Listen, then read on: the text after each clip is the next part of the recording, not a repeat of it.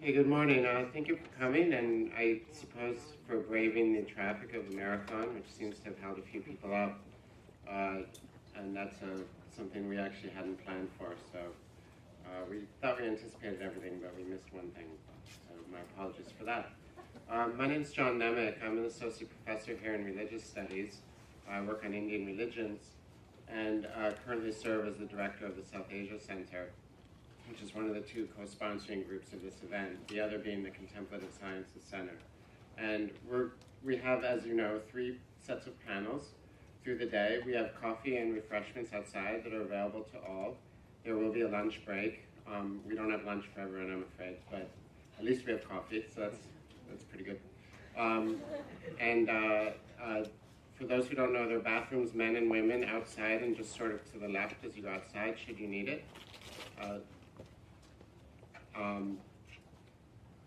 And that should cover it, the basics. So I'd like to just thank a few people and then we'll begin. I happen to be the moderator of the first panel, so I'll introduce our panelists as soon as I just thank a few people very briefly.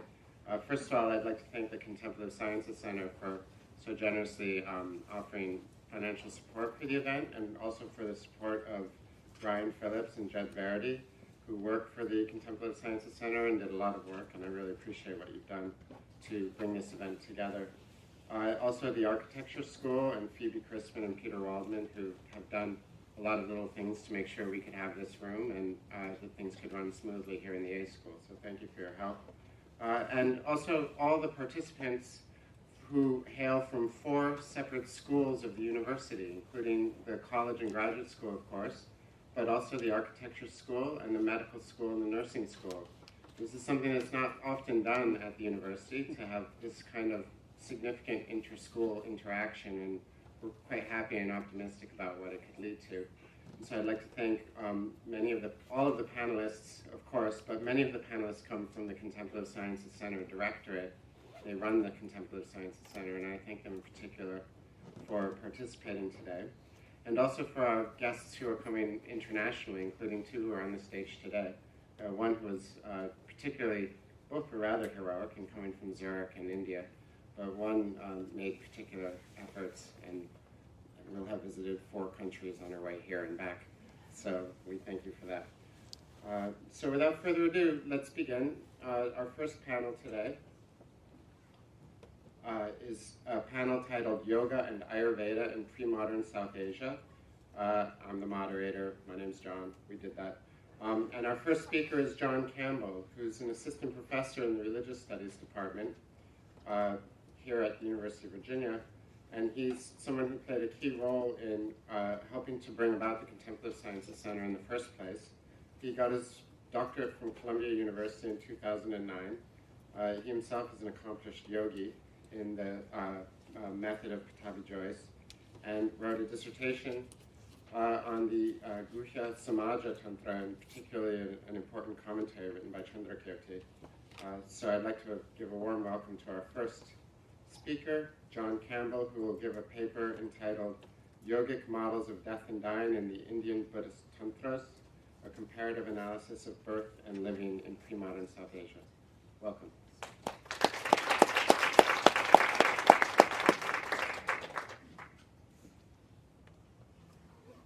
Good morning.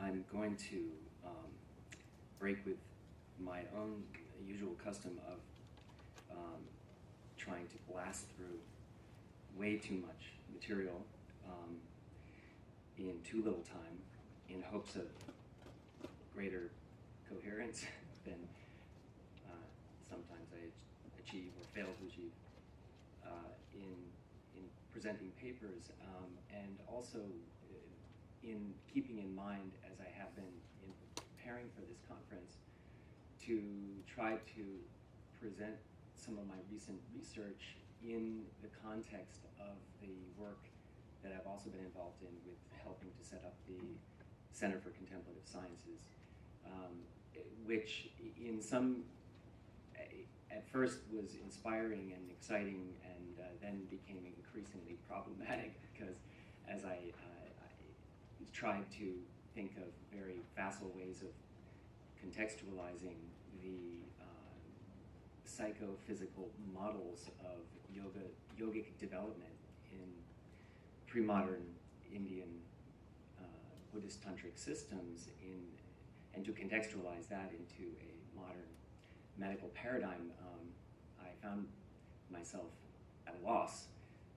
And so I probably will not brave any really radical claims for compatibility necessarily.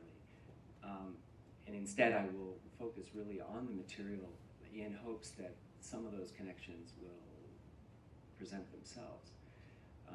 First, I just also want to say that it's such a pleasure and an honor to be in the same panel with some of, with Dagmar and Fred. Both of these scholars are produced work that have been very influential on me, particularly Fred, I have to say, over the years in his writings on, especially most recently, in the last decade, on ideas of embodiment and subjectivity, and have, I think, taken the field of South Asian studies really to a new level, a level which is ultimately going to be very important for the study of contemplative sciences as the medical profession and modern research tries to come to terms with the very obviously critical agency of individual minds in producing health and well-being, and as pertains to the talk I'm giving, death.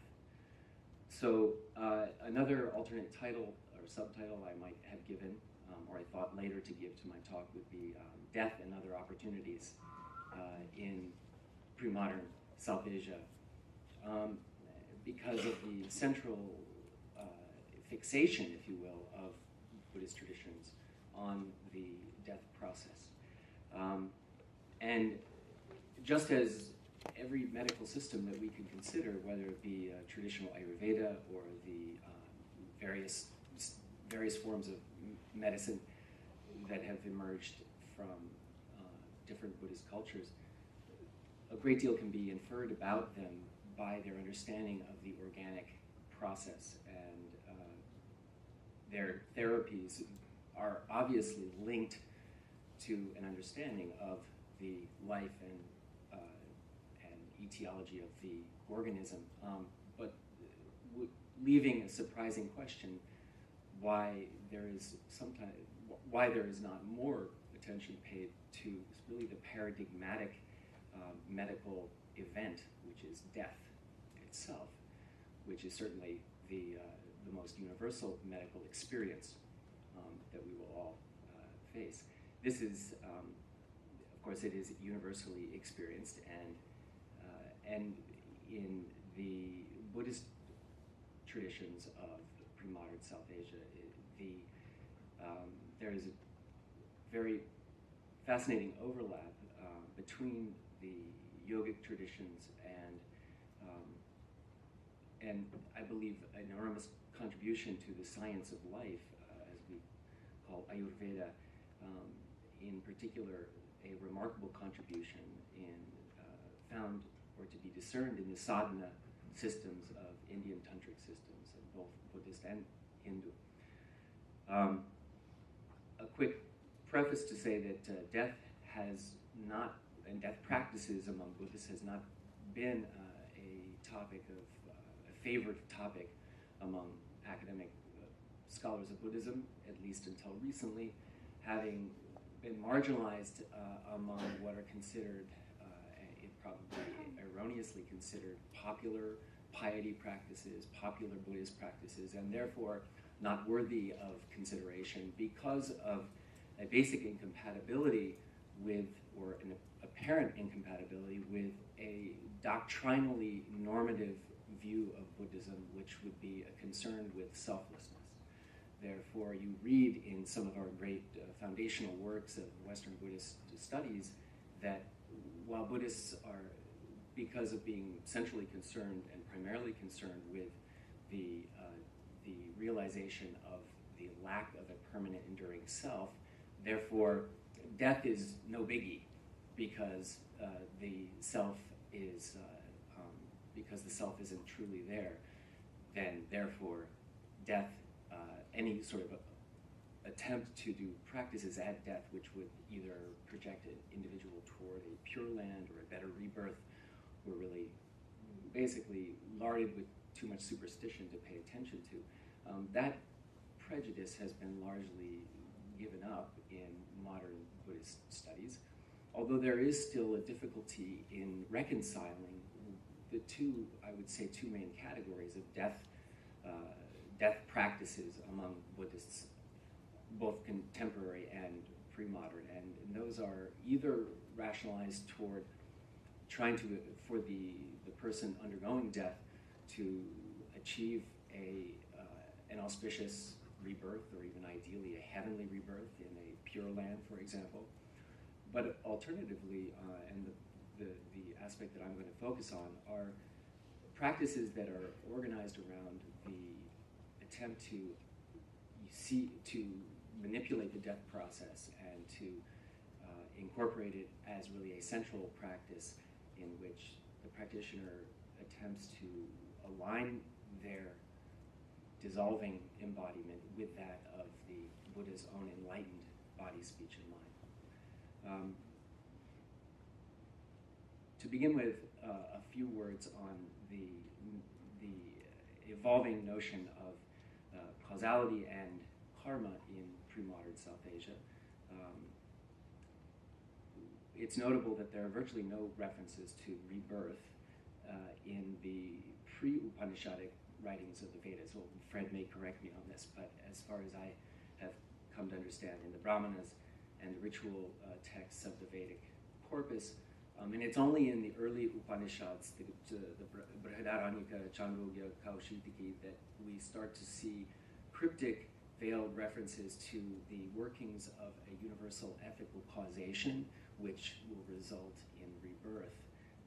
And there's really some quite almost humorous attempts to conceal this information that is sort of top secret, state secret information that can only be revealed to initiated individuals. This gives way to greater and greater familiarity with discussion of karma and rebirth, which coincides undoubtedly with the appearance of the major renunciate movements of the time, with Buddhism and Jainism, for whom karma and reincarnation are standard and the staple of their thought systems. Just want to keep an eye on my time.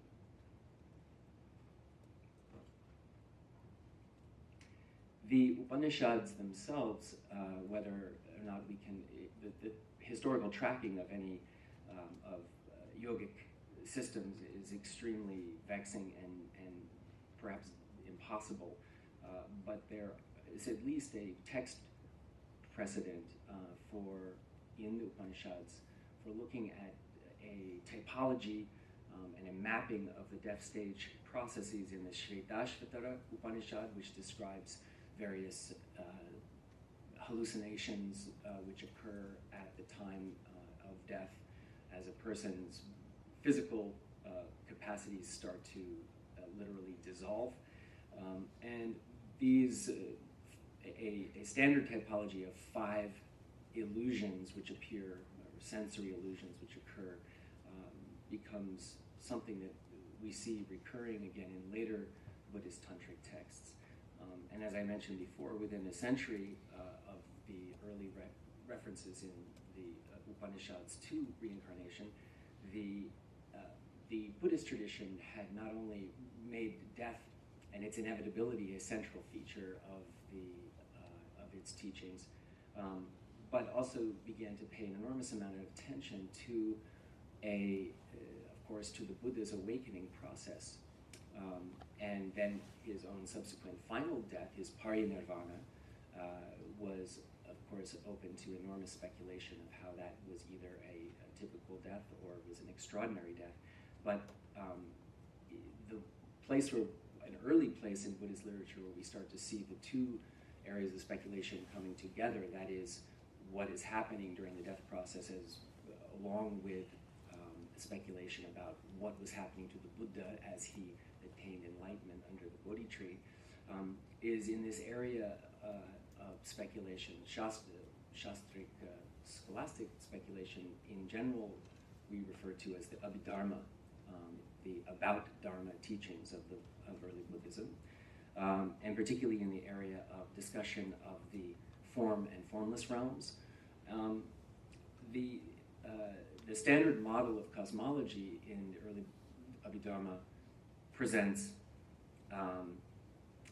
at the highest realm of samsara, of course, still within cyclic existence itself, a fourfold typology of formless realms, of boundless space, boundless consciousness, absolute nothingness, and beyond neither consciousness and unconsciousness, which is a whopper, the naivasanyayatana, which is described as being a sort of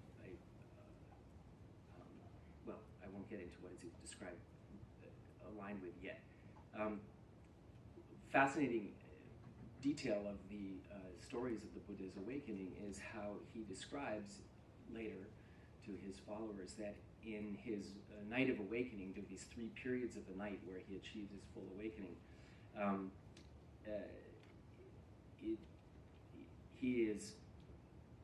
He describes at the first stage having a clear and direct realization of all of his own past lives, and the causation which brought him to the point where he was there at the Bodhi tree, and in the second watch of the night having a similar experience universalized to all beings, cycling through their karmically propelled states of embodiment and rebirth.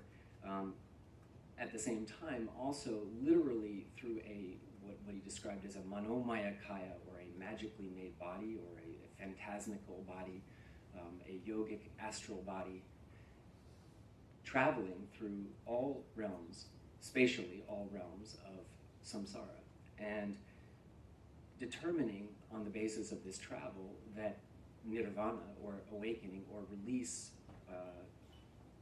was not to be found spatially within samsara. There was no space in samsara, that is, that was not somehow an afflicted place, rejecting ultimately the notion that the awakening of samsara was a topos, a location where you could go to get out of this mess of samsara.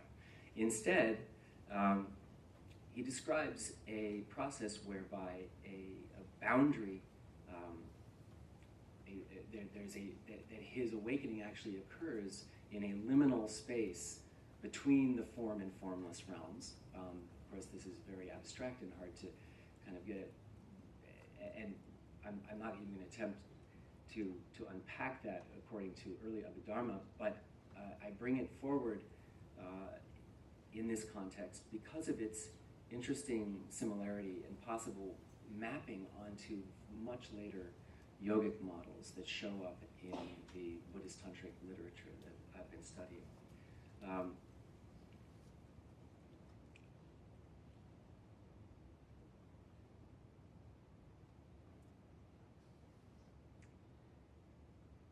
The literature that I want to refer to is, in particular, the systems of Mahayoga practice. This is the sets of revealed scriptures which really only start to circulate in it with any certainty in India beyond the 7th century of the Common Era. And in one particular system that I've been studying and deeply familiar with, the Guhya Samaja, or the secret community sets of practices. In the particular sadhana system of, and I will take time to explain what that means. The practice system, or the yoga practice system of the Guhya Samaja, is in many ways typical of all the yoga systems for Buddhists that begin to, that are prevalent in post-7th, 8th century in India. This system in particular, the Guhya Samaja, between the 7th and 9th centuries, articulates a very systematic process whereby the individual practitioner is to effectively rehearse the death process, using the death process as, or an imagined experience of the death process as a opportunity to transcend the afflicted sets of aggregates. As you know, famously, the Buddha analyzed the self or the person in terms of 5 separate heaps or aggregates of form, feeling, consciousness, and so forth. So that these being afflicted would necessarily entail rebirth. So in the tantric systems that I've been looking at, as one drills down not only into the commentarial literature of the tradition, of the scholastic tradition, but within these revealed tantras themselves, there are important ways in which the practice of disengaging the afflictive identifications of those aggregates are present within the tantras themselves. And of course, they are not laid out explicitly, and in fact, that is a part of the entire sort of normative rhetoric of tantra in general, which is that it is esoteric, and that there is no one place where any of this is laid out very clearly in the tantras, and so we are very much reliant upon the tradition, as it were, to later unpack and rematch important areas of the tantra. First, the root tantra, the Buddhist Samaja itself, and then a set of explanatory tantras, which, like the early Buddhist sutras themselves, are statements according to the tradition by the Buddha himself. Whether or not that is plausible or whether or not that's historically manageable is another question entirely. In the case of the Buddhist Samaja ritual tantric tradition, the process historiographically is to take the root tantra and these explanatory sort of self-commentaries provided by the Buddha in order to then script a ritual performance, which is known very broadly in Indian religious context as sadhana. That's not a Buddhist term, that's a broadly South Asian religious term. Sadhana means means of achievement. And so the sadhana linked to these yoga practices are absolutely crucial and very central to the practice of at least Tantra in the Buddhist Samaja tradition. The sadhana constitutes the single basic ritual template for all these Mahayoga and what we like to call also Yogini, the Tantra Buddhist rituals. Or these are the rituals, as I mentioned, that appear in the latter part of the first millennium and which are sort of infamously associated in many cases with ritual acts of a transgressive nature, either consuming polluted substances or the sex and death stuff that gets referred to, and is also very often beautifully represented iconographically in Tantra paintings. I think very appropriate an epithet being the mother-father union of the Buddha. In other words, the Buddha's enlightened state represented as sexual embrace. That would be typical of the Mahayoga Tantra systems. So whether any of the ritual actions associated with this Tantra system, whether they be fire ceremonies, offerings of ritual cakes, rites of prosperity or curing, consecrations of statues, all are not only based upon, but actually nested within the overarching and primary ritual pattern of sadhana. The sadhana rite is also called, for the Buddhists, the rite of self-creation.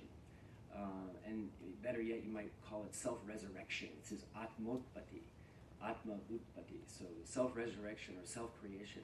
And we learn of its structure and nature from several important sources, at least in the Buddhist Samaja tradition. For the traditions that I'll be referring to, most likely sources from the 9th century. The most authoritative would be the self-creation rites attributed to Nagarjuna and Chandrakirti. I won't digress into the nature or the identities of these Buddhist writers, but they are certainly familiar to monastic, scholastic environments. They may and probably were themselves monks. The central aim of this self-creation yoga is for the practitioner to do away with the perception of him or herself as ordinary, as well as the pride, and to generate the pride which is believed to be associated with that perception. In other words, oneself as ordinary has a certain pride associated with that, or conception or self-pride that associates the individual and the identifications which effectively make up self-perception. And to replace those with a perception of herself as a divine, enlightened being, with the sense of proud empoweredness and universal efficacy that characterizes such a being. Such a profound transformation is not an undertaking which can be accomplished just so. Rather, it is a highly ramified process which involves meditatively dying from the previous unenlightened embodiment and ritually taking rebirth with a new, perfected identity.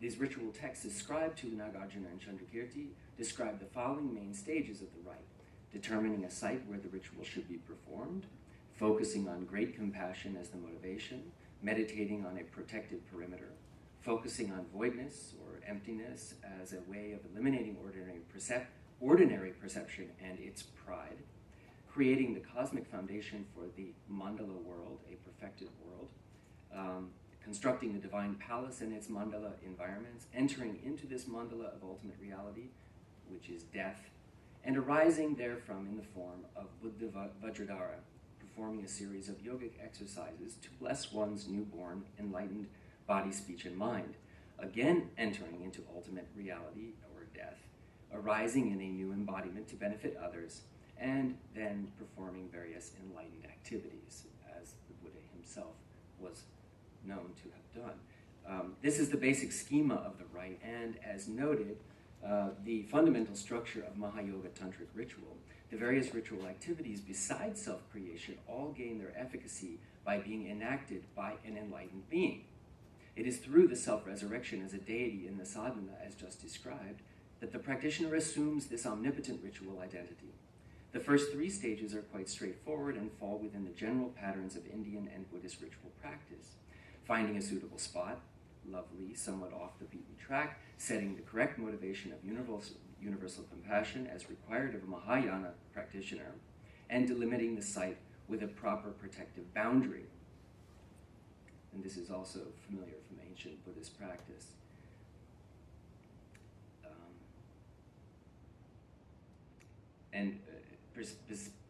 Specifically the ancient Buddhist ordination ritual practice.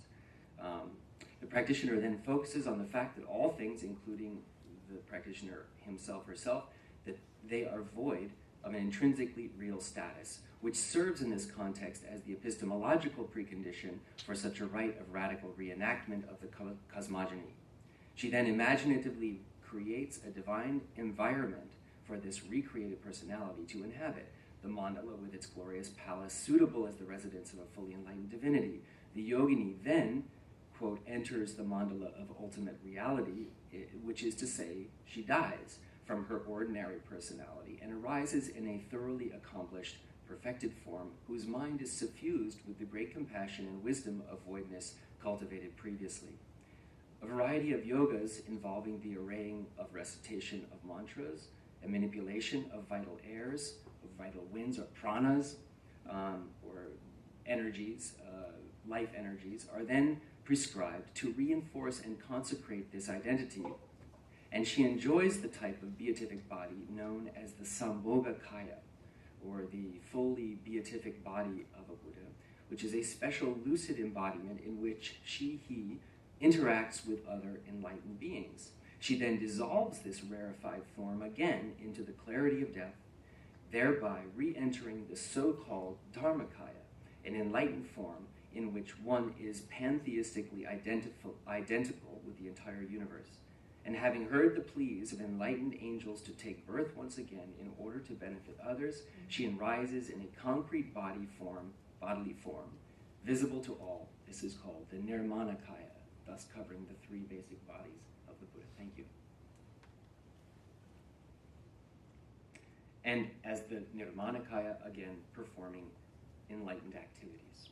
Now, for those of you less familiar with Buddhism, even classical Buddhism, or if you're, put it this way, if you are even remotely familiar with classical Buddhism presented anywhere, you will be familiar with the notion of the Buddha's three embodiments that very classically oriented to explain how the Buddha transcended his normal afflicted existence as a samsaric being, and therefore, through awakening and totally exhausting or eliminating all defilements, becomes embodied in these three different ways, indexing the discrete ways in which a enlightened being exists. One, the most crucial way, most important way, the Buddha refers to as its Dharmakaya, or the body of Dharma. Very famously, this Dharmakaya is the teaching itself, or the reality of the teaching itself. Whatever the Buddha teaches, that is the selflessness of all beings, the impermanence of things, the universal suffering of not realizing selflessness and impermanence, these are the Dharmakaya. These are the Dharma body, the body of teachings. The Shakyamuni Buddha, who famously walked the earth 2,500 years ago, would be a supreme emanation body, a so-called Nirmanakaya, that actually interacts with human beings. But Nirmanakayas can also exist as artistic representations. Nirmanakayas can equally become other incarnated, highly evolved angelic beings, or real beings that you meet every day on the street, who just are embodiments of compassion. Those would also be Nirmanakayas. And then finally, this Sambhogakaya, which is the tricky one, that I'll now refer to a little bit more, is the enlightened being's own subjectivity, the enlightened being's own enjoyment of her own enlightened state. And this is the area, or this subjectivity is precisely the area that will be harnessed or marshaled by the tradition in the yoga, in this yogic system, in what is effectively a tantric abhidharma. I use this term abhidharma to refer to this early scholastic period, which is a term that Buddhist Mahayana communities effectively dropped later on to distinguish themselves from what they thought were earlier and somehow less enlightened understandings of the Buddhist teachings. But in fact, these technical treatises on yoga are really their own sets of abhidharma, or explanations of dharma practice. The text that I've been looking into very closely is a fascinating treatise called the Vajrajnana Samuccaya. It's one of these self-revelation commentaries of the Buddha on the Guhya Samaja Tantra. In other words, he gives the Buddha as Vajradhara, a tantric emanation, gives advice about the practice of the mandala and this whole self-resurrection process, and in particular describes that there are three subtle levels of mind, subtle levels of mind proceeding to the ultimate fourth subtle-most level of the mind, which is clear light, or pravasvara.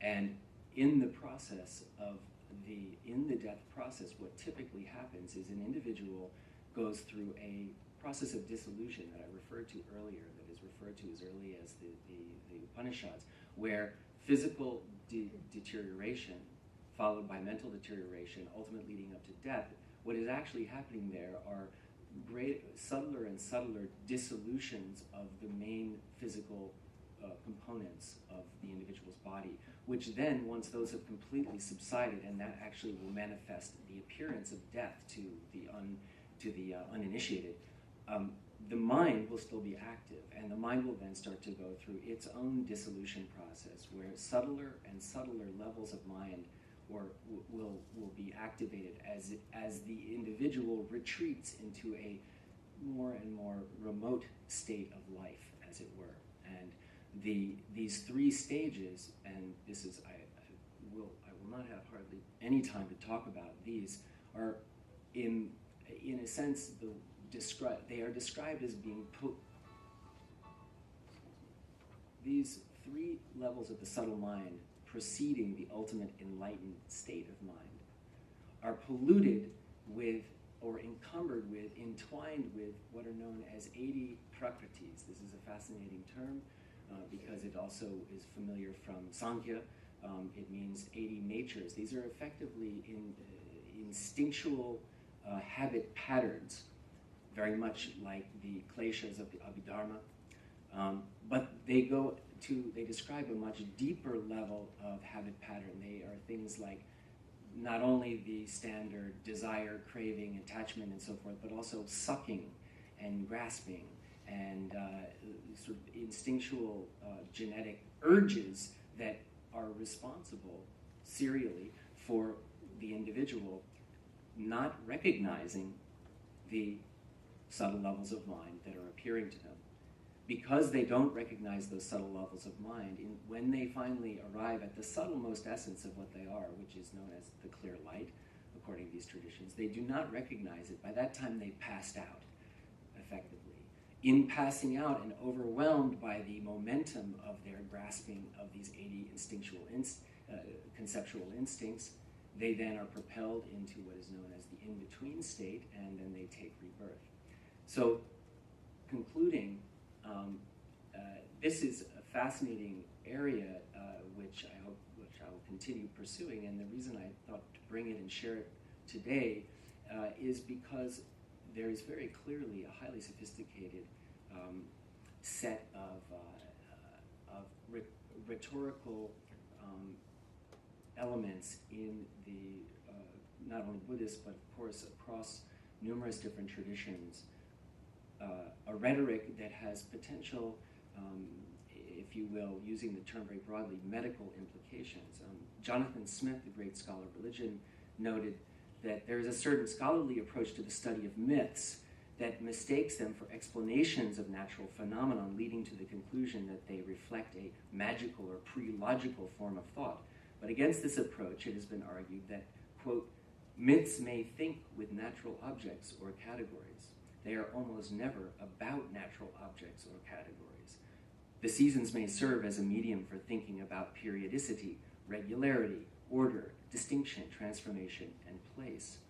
And I'd like to just claim, likewise, or suggest that it is very important and significant, especially in this new endeavor of, say, the contemplative sciences, that the humanities scholars who have access through the language, through texts and through interview with living practice or historical yogic practice traditions to gain greater and greater insight into the remarkable subtlety of mapping of the subtle consciousness, particularly and the most universally and optimal opportunistic moments of death.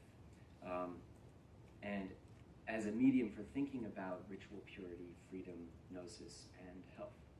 Thank you very much.